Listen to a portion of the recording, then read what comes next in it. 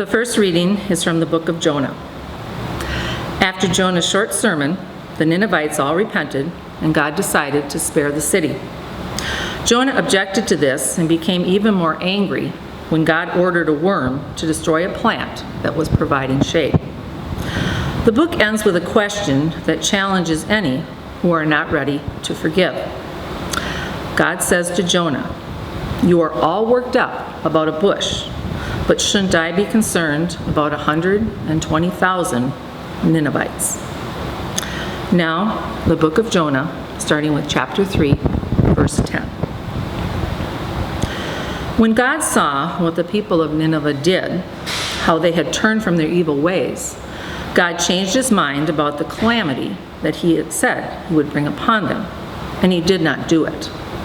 But this was very displeasing to Jonah, and he became angry. He prayed to the Lord and said, "O Lord, is not this what I said while I was still in my own country? That is why I fled Tarshish at the beginning, for I knew that you are a gracious God, merciful, slow to anger, and abounding in steadfast love, and ready to relent from punishing. And now, O Lord, please take my life from me, for it is better for me to die than to live." And the Lord said, "Is it right for you to be angry?"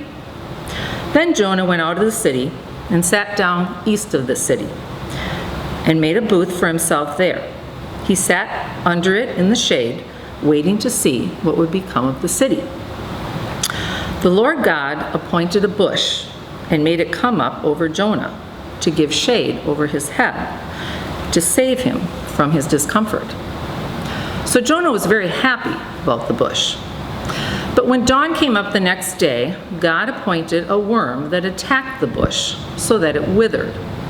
When the sun rose, God prepared a sultry east wind, and the sun beat down on the head of Jonah so that he was faint and asked that he might die. He said, "It is better for me to die than to live." But God said to Jonah, "Is it right for you to be angry about the bush?"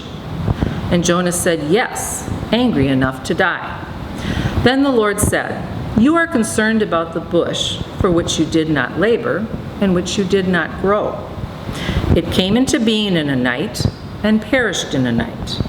And should I not be concerned about Nineveh, that great city, in which there are more than 120,000 persons who do not know their right hand from their left, and also many animals?" The word of the Lord.